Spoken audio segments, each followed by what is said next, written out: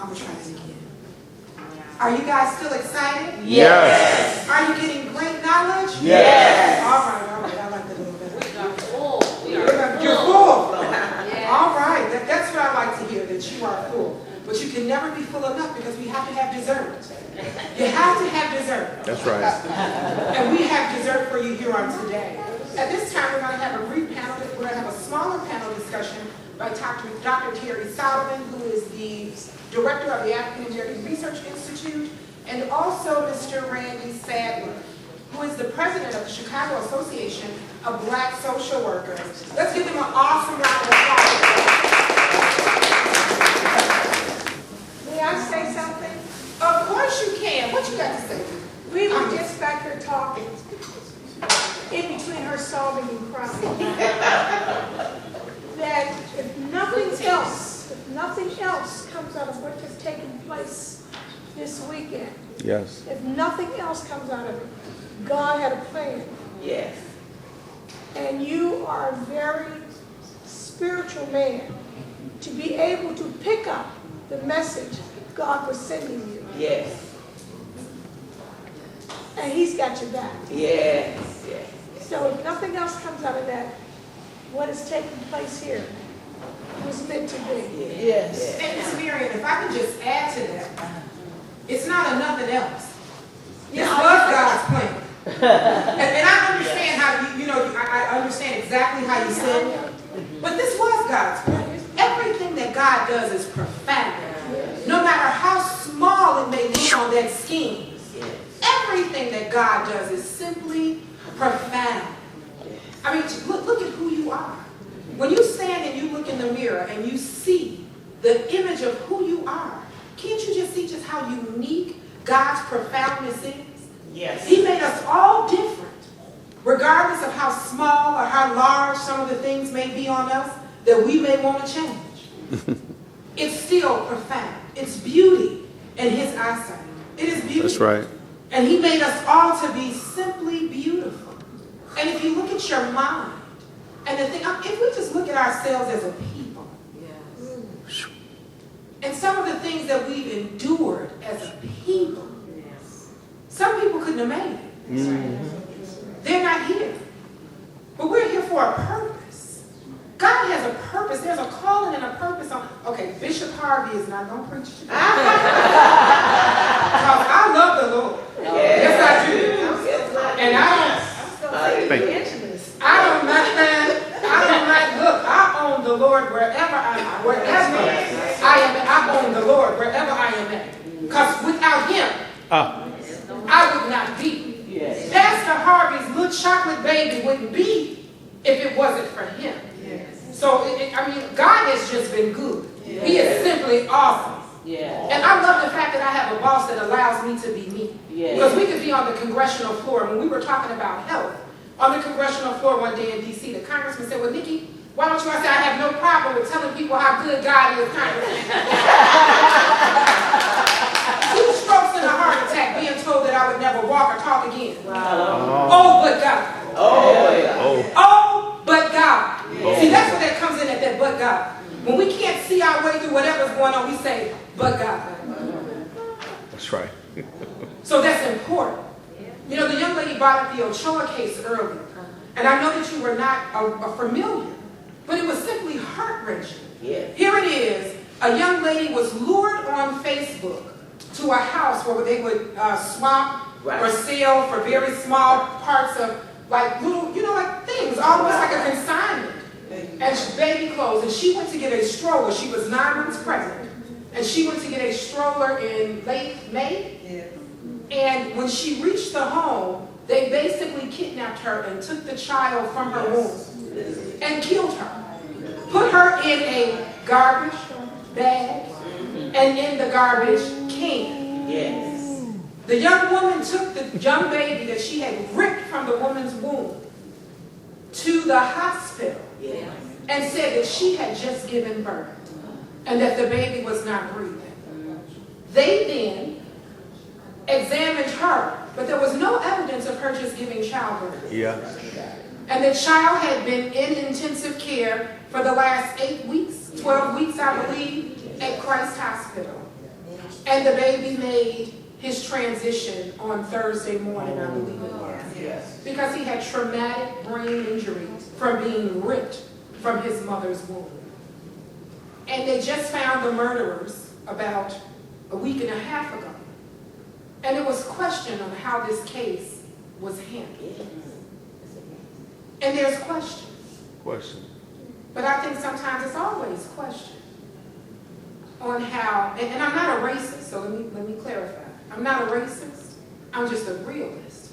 I've been this color all my life. And I see the differences of sometimes how things happen.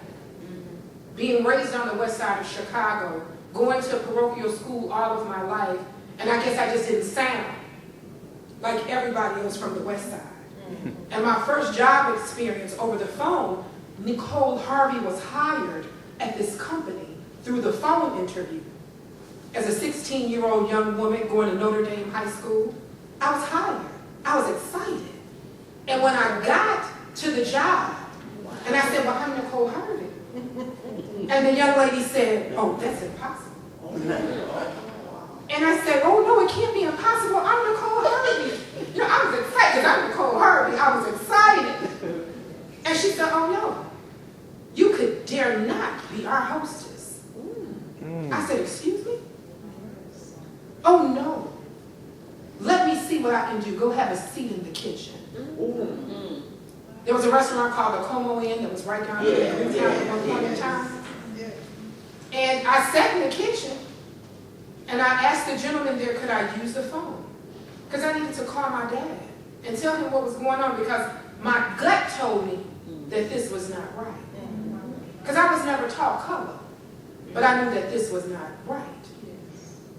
I was then fired the same day I was hired, all because I was chocolate. Hadn't done anything. You didn't even know what my skill set was. And apparently you really thought that I could be your hostess because you hired me over the phone.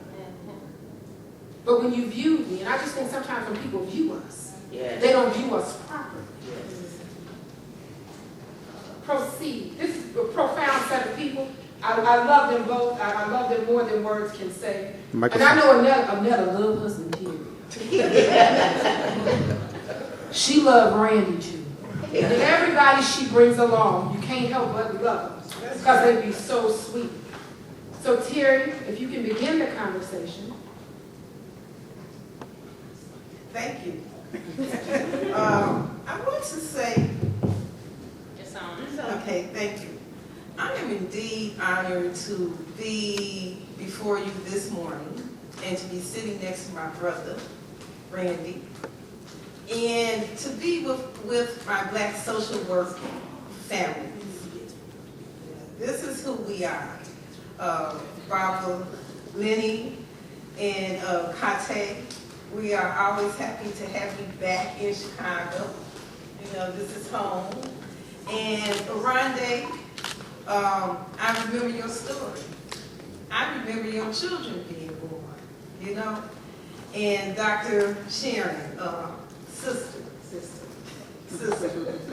who is a leader all across the country when it comes to child welfare issues.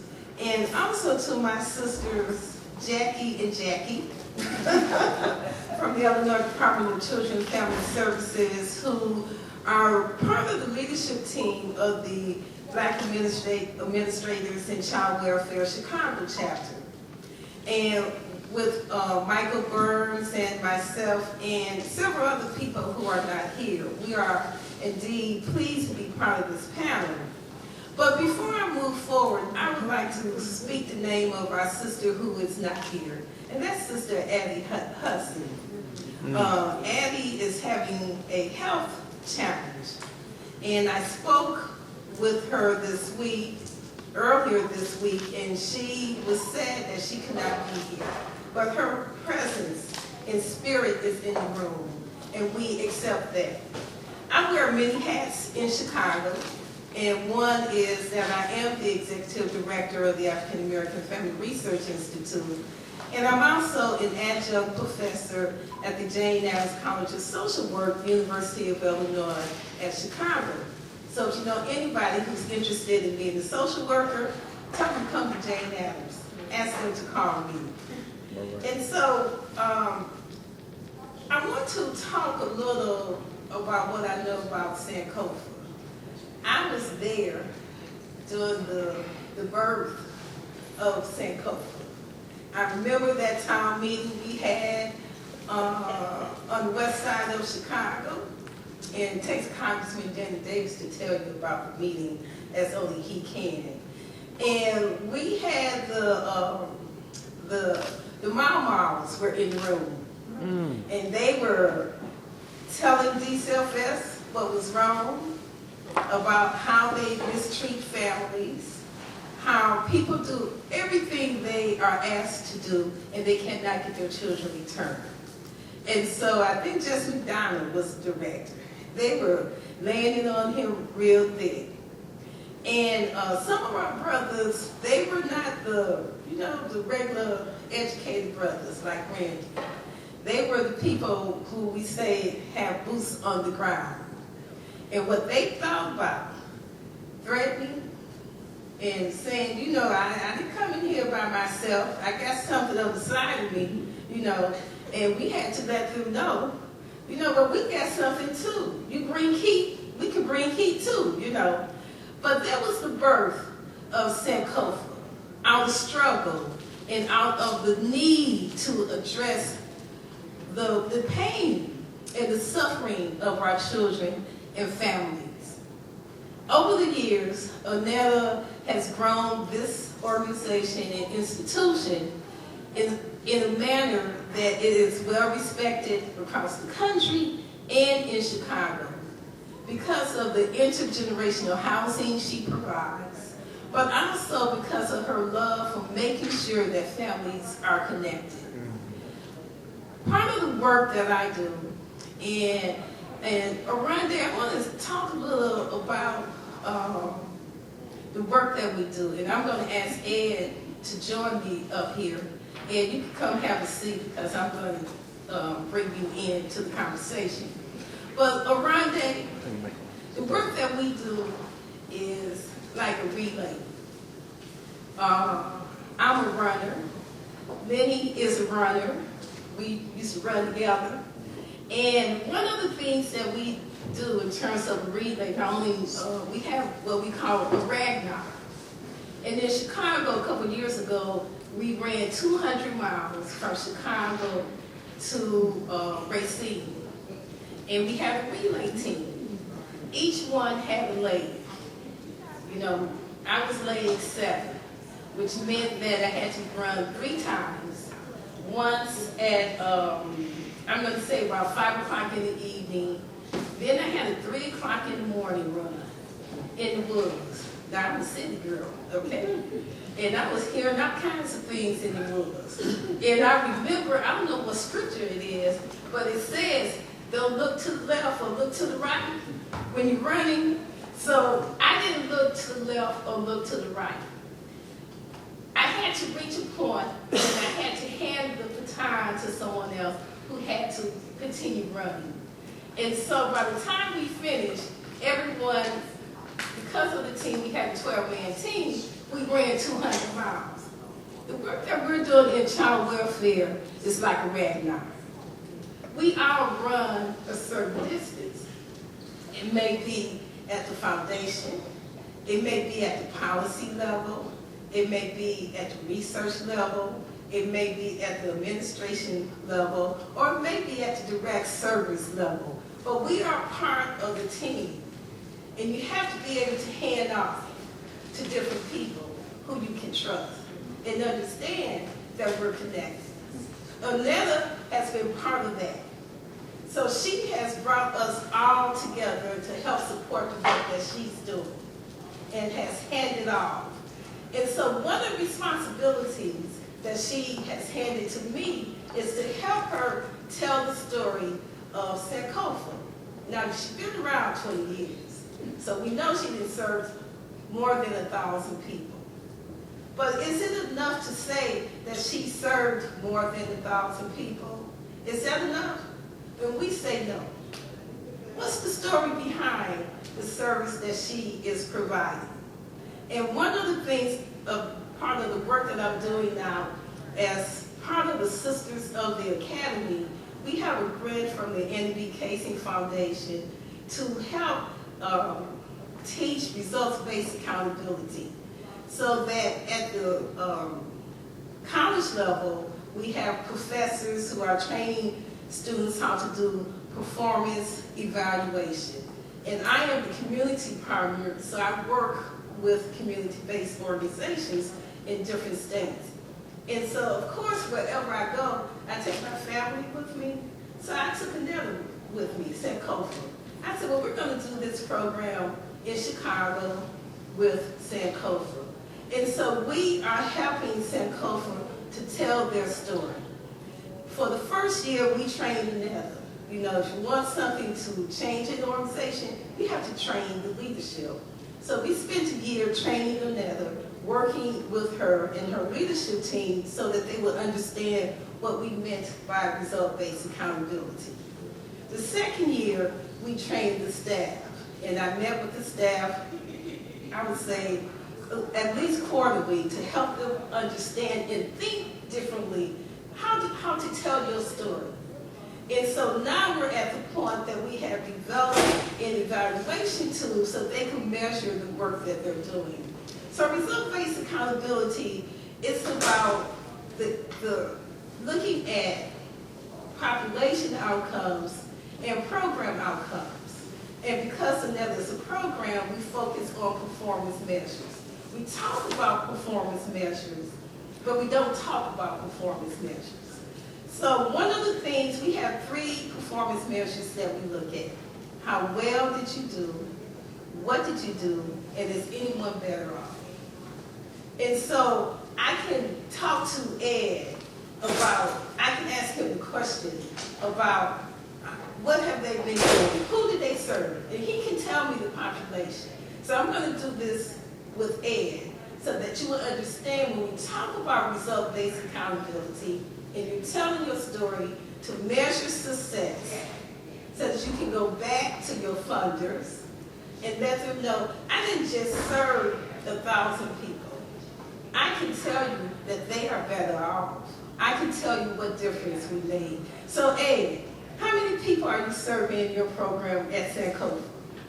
Specific program, we do anger management. Yes. Currently about 30, annually 300. Okay, and how would you describe their race, age, and gender? 2/3 African American, the other third mostly Hispanic, but we do have some Caucasian, a few Asian clients who we refer to as. And they're all males? No, they're gender specific, so we do have a female anger management as well as male. And the age range? 18, our oldest client last year was late 60s. Okay. And so this is the data we generally get. So if I were to ask you, what type of services did you provide? How many classes do they attend? That particular program is a 8-session program. Okay. Most people refer 90-some-odd% are referred by either DCFS or some form of court system, probation, parole, or Cook County Social Service. So if I ask, what difference did you make? How many are well off because of the program that you serve? How many have not reoffended? How many are able to meet their court dates or their service plan requirements? 85-90%. That's how well off. That's the difference that the program is making. Now, if I ask, what difference did it make in the lives of the people that you serve, what's their testimony? I mean, the tangible things are they're there so they won't have to go to jail, or they're there so that children are returned, or so that the case is closed. So those are the direct things. But sometimes it's just modifying behavior. A lot of people don't understand that with African American and Hispanic males, other cultures kind of confuse our passion with anger. So you come into my office and you might speak in an aggressive way, but because we can relate to that, it doesn't bother the women in the office. But if you go into the hospital where the mother of your child has just been investigated, now you're upset because they're saying they're going to take your baby from you, and you had nothing to do with what was going on, you'd be a little angry. So you're passionate because you don't want your child to be taken away, but you might say some words that to them may come off as aggressive. So they place another hotline call and say, Dad has anger problems. When in actuality, Dad should be angry because someone, a stranger, is telling him they're going to take his child away from him because of an act that had nothing to do with it. And because of the program they go through. We help them modify that. We get them to understand that culturally we are different. So sometimes you have to temper your tone and things like that when you walk into the room, you walk into the courtroom, the hospital, the school, because how they view us is not how we view each other. So you heard the information. It's a little different than what you're used to hearing. So we have the stats, we know the age, we know the race, we know what services they receive, and we can talk about the difference. We can talk about it from the programmatic, but also from the individual piece. And that's what we do in our work with organizations. We help them to think differently so that they can talk about the difference that they're making. And this is important because foundations and other funders are not talking about social impact. What's the social impact of your program? So if Ed says that there's 20% of his people in the program do not reoffend, are no longer involved in the criminal justice system, that's a cost savings. So we help people to think differently about their program. And so it's been a pleasure working with Annetta and Ed and the staff at Sankofa to help them to think differently about their work. Because sometimes, we know that it's more than just the numbers, but we don't know how to tell the story about how successful that we are. We will continue to work with Annetta because that's how we do it. But more importantly, she has a desire to do good work. She wants to do good work. She wants to do good work. And we were talking about how now there's a workforce that don't want to do good work. They want a paycheck, but they don't want to do good work. They want a paycheck, but they don't want to be connected to the community. They want a paycheck, but they don't want to be accountable. And what we're helping organizations to do and to work with Sankofa is to help them to be accountable and have good results. Thank you.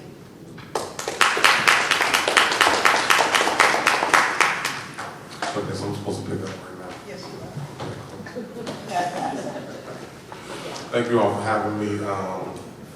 It's always a pleasure to be amongst my fellow, my fellow social workers.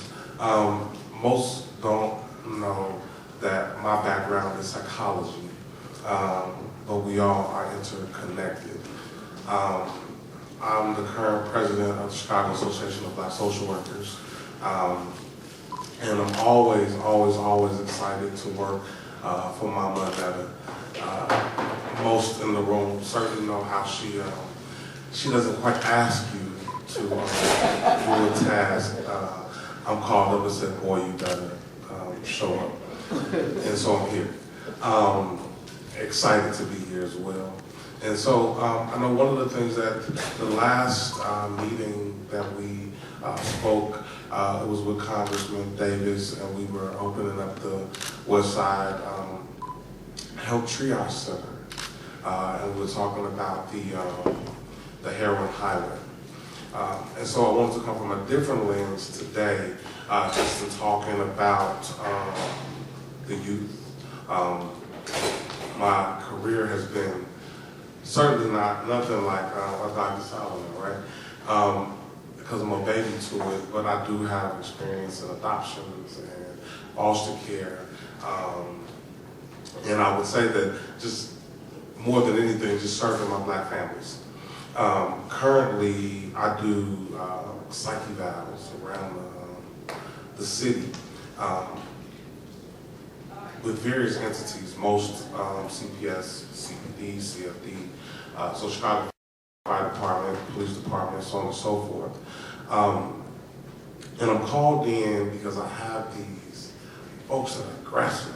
They flipping over desks and chairs, and they swinging on each other and fighting the teacher. And how do we make sense of this? And so, of course, I'm running all into kids that are in foster care, kids that were adopted, and of course, a lot of natural families. So when we talk about trauma and how it's related to adoptions, just in general, I would say many times our brothers and sisters have had negative interactions when it comes to educational institutions themselves, and so they pass it along to their offspring. And so, again, we talk about passion. We're very passionate. Oh my God, we're so passionate people. But sometimes to our demise. And so I say that because serve isn't seeing the entire South Side. I got the white folks, I got the Latino folks, I got my black folks. And I do internal statistics just because I always want to make sense of it. And so any of you who are very familiar, let's say, Western, Yep. you're really dealing with more Latino white families. And then you are talking about east of Western, you deal with primarily black families, but then when you go out into like hundreds, depending on where you are, you start to have a Latino population. So I'm seeing all different people all day long. And it's always odd to me that when I come into these situations where I'm interacting, generally, I would say with some good statistics, 8 out of 10 times a Latino person is going to have minimum one person that's going to show up when I'm coming out to do an evaluation to show up for them. The white folks is probably like 7 out of 10 times. But when I look at our own people, it's probably more like 3 out of 10 times that when someone's calling, whether they don't have a good number, I don't have time, the parent is blocking the school number, if you happen to call them from a different number and they pick up, it was horrible reception wherever you were because the phone was disconnected. And so I'm trying to figure out how do we make sense of this for our young people. And so not only am I there to address some type of traumatic or behavioral experience that they are exhibiting at the time, but it's also a trauma that whatever you're going through, whoever's supposed to be loving you the most isn't showing up for you. And that becomes a part of who they identify as. And the other part is accountability. Oftentimes when you come up against me, my big question is, it's always, who did this to my baby? And I'm very cavalier, but Mama, you don't have to tell me who made your baby pick up that desk and throw it. Or please tell me on earth what could be occurring that made your daughter run out to school. And for whatever the reasons that has these things going on, let's first address the behavior. Now, whatever was that occur prior to, that may be inhibiting, that may be perpetuating the behavior, we can deal with that, but we are talking about two separate issues. And not only are we discussing those issues, but the other part is we have to show up and we have to hold our children accountable. And I'm seeing it younger and younger, where I have parents telling 7- and 8-year-olds to curse out the teacher or the principal for that matter, and not quite knowing what to do. So, because I'm not an expert, not by any means, I always ask the family, tell me what it is you would like to do. And then I'm going to help to work from that lens to see if that's a possibility or what else we could do. But we, of course, know it's not a stigma in the Black community about mental health at all, right? And so, because of course the pastor can fix it all. And God didn't put social workers and psychologists down here to do none of this type of work. And so really it's, Mom, what do you want? And oftentimes I get, well, I don't want this, and y'all doing this, and I don't want, well, wait, let's back up again. I need you to tell me what it is you would like to happen. And most times, I tell people, you know, you go to school, you get these degrees, if you got DSW, bachelor's in social work, you go get your doctorate, you're a psychologist. Having a degree that white folks tell you you can practice is very different than servicing people. And so I have always come from the lens that I'm here to educate and inform so that you can make an educated and informed decision, good, bad, or indifferent, so that when you leave my presence, even if you choose something that's not in your best interest, at least you are educated and informed, and you're willing to accept the consequences of whatever said decision is. And so that lets me sleep at night knowing that I would come in like I'm some hotshot, but you ultimately made the decision for whatever transpired. And so I am attempting to work with my people, Lord I love them, Lord I do, on how to not be so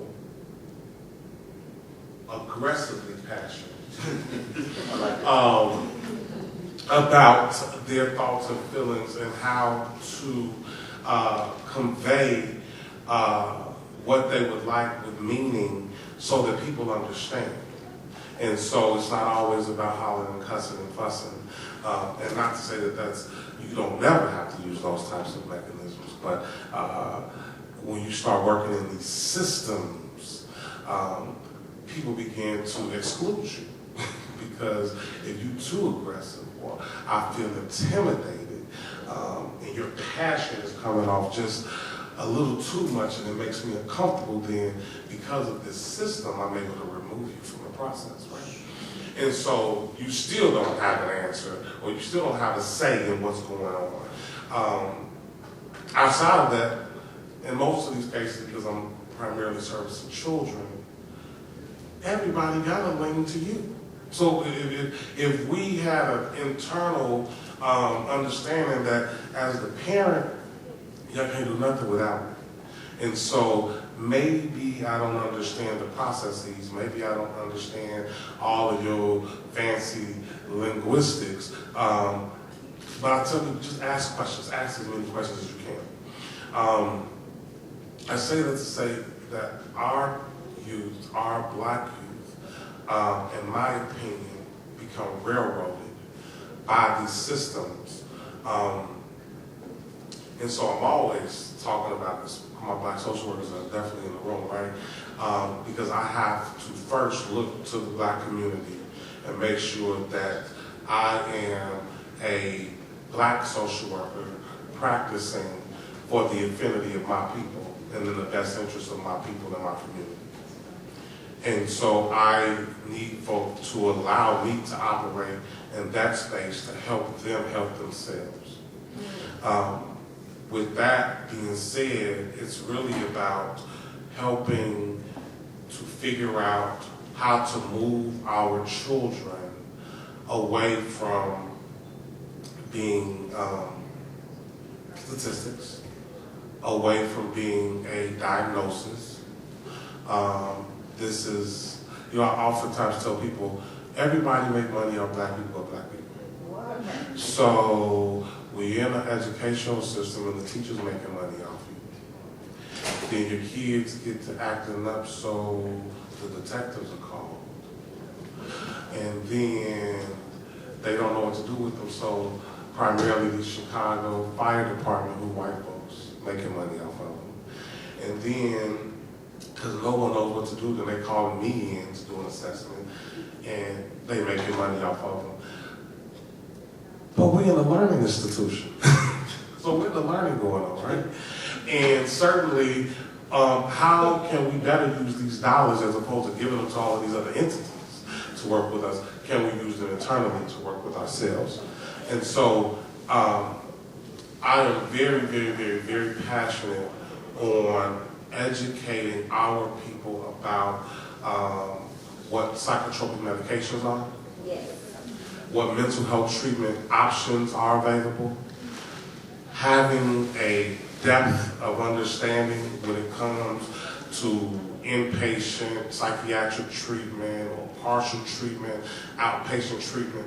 And because of course we all work in these systems, right? So we have to sometimes be covert in the way we deliver services. And so I tell people, my favorite saying is, DCFS, one, don't want your kids. We do know that, right? At some level. The other is, I can't make you service your child in a particular way, but the state can make you service them. And so what I'm trying to convey to them in these different spaces I'm in, because it's not always where I got all of this beautiful melanin in the room, is that as long as you take your child somewhere to address whatever the issue is, these white folks can't control what it is you do. But you can't.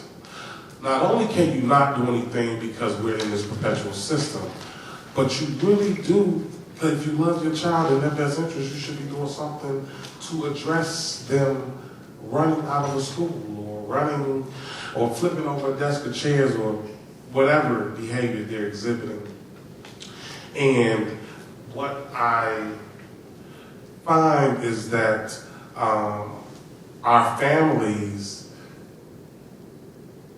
I really believe it's because of their past trauma that they are subdued in a way that almost deems them incapable of receiving what is trying to be given to them.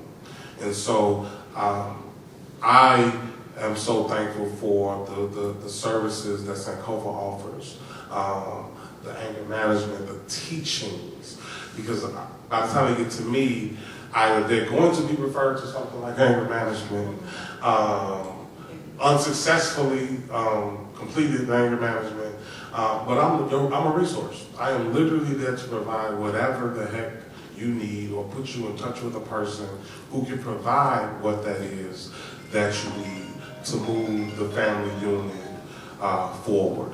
And so I certainly believe that we do need to do a tremendous amount of work around just unifying Black families generally, Yes.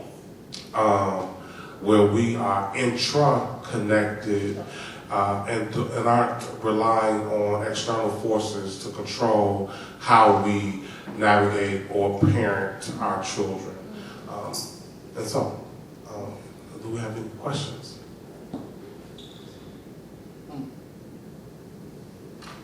I mean, that was real good, huh?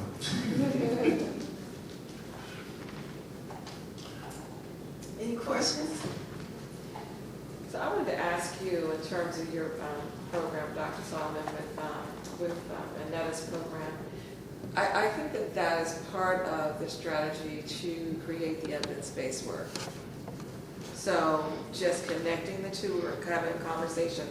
We were having a conversation earlier about with Family First, the whole evidence-based strategy, what you're doing now from that research lends itself to the evidence-based, well-supported documentation.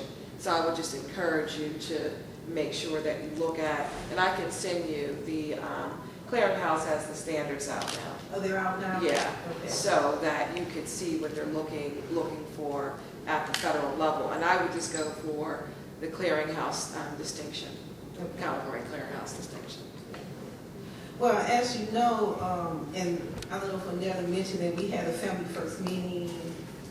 We had a meeting several weeks ago on the Family First Act. And what we noticed that was absent was an opportunity for community to participate. And we know that some of the foundations are giving funds to institutions to help states create their Family First Act implementation plan. But again, community-based organizations, families are not at the table where those decisions are being made.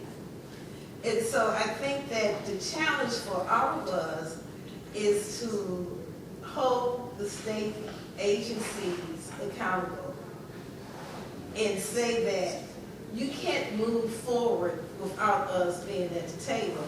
So you're a foundation person. And I know trying to be at that table sometimes kills your spirit when you're working in these institutions. And you have to think about how do you advocate in a way that's consistent with the mission of the organization. But I think making sure that whatever initiative the foundation is pushing for, that there's a community-based presence. No matter what, if you're going to give funds to the states, say that you have to look for your non-traditional partners. Because the state will say, well, I got community-based organizations, but these are your sweet 16s. That's what we call them. Those ones that have been around for 100 years or more. Yes. Okay, and it's about 16 of them that's been around since the 1900s, okay? But our organizations, we're young. We're just 20. We're young adults, okay? We have to be at those tables. So that's the work that we need you to do from the foundation. Yes. So let me just push back just a little bit, because both Aronde and I are in these institutions. And there is a culture in the institution that we are always pushing against. I would offer that it's going to take it's going to take Anetta and you and everybody else writing the CEOs of these institutions to say, we are not at the table, particularly the one that I happen to serve at. Okay. Because if you don't think that we're having these conversations, we're having these conversations. But when you are only one or two folk who are having this conversation, then it falls on some other ears. So what I'm saying to you is that it's going to take these folks, these organizations, grassroots organizations, and NABSW, BACW, we need to be writing these foundations and saying, as these things happen, we ought to be at the table. Okay. So I'm going to be sending out some notes and saying, please write to X, Y, and Z. Because honestly, we are having a conversation. If you don't think that I've been a vocal advocate for community-based strategies, but when the community-based strategy is looking like, and turn off the mic on this one, that the Alliance, where there's only 3 black organizations out of 100, well, if people think that that's the group, remember Aronde said the institutions were created for, not us. Right. So that continues to push against that. So we're inside having the conversations, but our influence is only so much. Right. But I think if it's coming from the outside, saying that these groups ought to be at this table when you're having a conversation, and sending it up as the highest is that you can go, and you know the person who runs. Right. So. Right. So this is all part of the relay that we have to do. You do your part. Right. Run your leg, I run my leg. Yeah, that's exactly right. You hand it off to me, and I do what I need to do. I want to chime in a little bit. it's related. It's not in direct response, but it is related. So this brings up to me, and this is something that I do struggle with. I struggle with it in the sense that it's a dynamic that we've got to figure out. Not I struggle with in terms of I'm trying to figure out that this is a real thing. It is a real thing. But it's this idea of inside and outside strategy. And I say that, I won't give the full context, but there's some work that we're doing, and it really is trying to fund community-driven racial justice work, using a particular framework that's anchored in sort of ideas of racial healing, trust building, but that's not just cross-racial. Some of that is internal, too. But even in that context, so there are a couple things that I would say. One is, like, all of us are hurt by this dynamic of racism. And so both on the activist and organizer side, like a lot of us are hurt who are doing activists, like boots on the ground activist work, and we hurt each other while we're doing it oftentimes. And those of us who are working in systems and institutions are also hurt. And so we bring sort of all that hurt into the work that we do. And so I hear sometimes this conversation about inside and outside strategy, but that takes commitment. It takes commitment, it takes trust, it takes honesty, it takes a seeking to understand. And so I am willing to help anybody understand how philanthropy works. I am also willing to give feedback on sort of the doors that are easier to go. I don't know if it's the doors that are easier to go through, but it's ways to sort of strategize. And I'm also willing to give feedback and say that yes, in this particular context, no, you will not get funding. But I want to work with you so that we can strategize on how to make it work.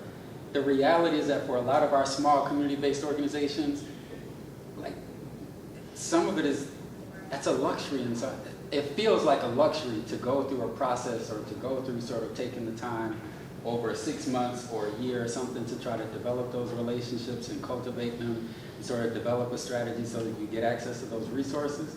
But when you talk about an inside strategy, if it's going to support long-term institution building, that it's inevitable that we've got to do that. We've got to do that work. It doesn't solve the immediate crisis and the need for resources to do work right now, but if we want to have a long-term strategy where we're trying to steal those resources back, like that's got to be a part of the work.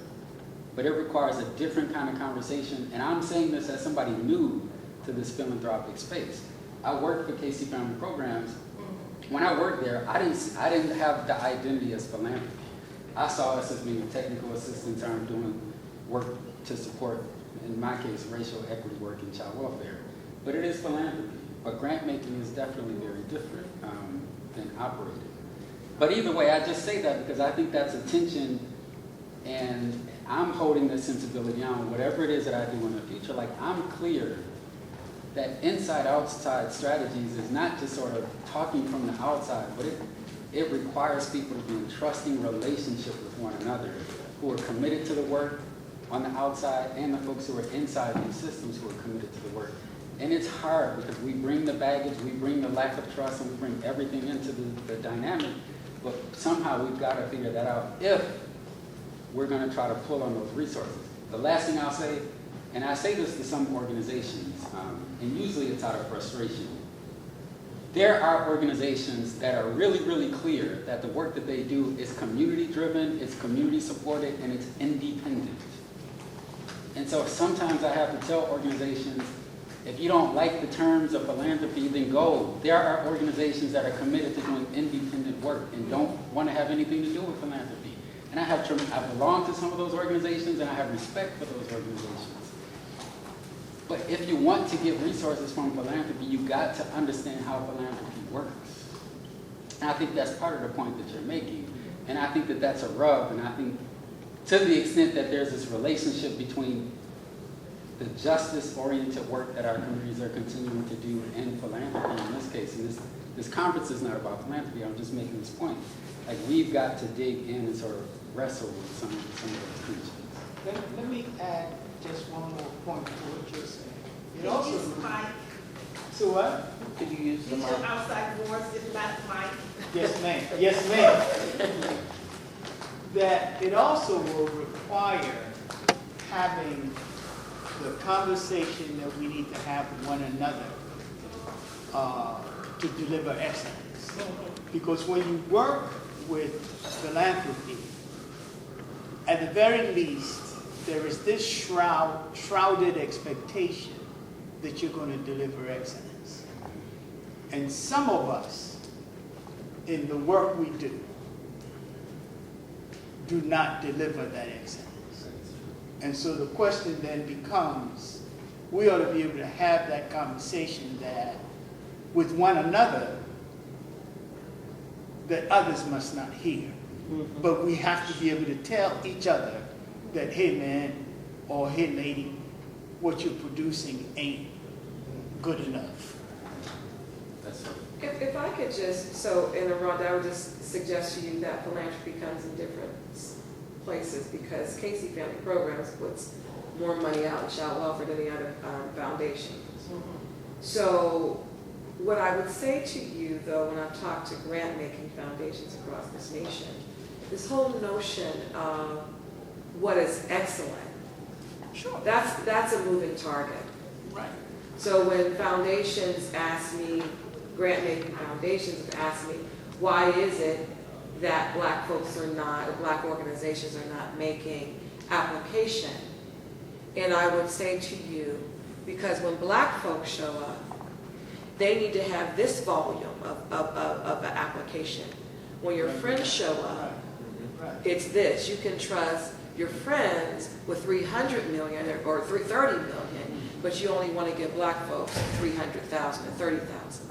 So when organizations are making a decision about where they spend their limited time and making these applications to philanthropy, it could be quite daunting. And so if and I really don't, most organizations don't have a development person. So they're using their executive director and their program people trying to get this all together. So I think that you're right. I think what both you and Rhonda are saying is absolutely right.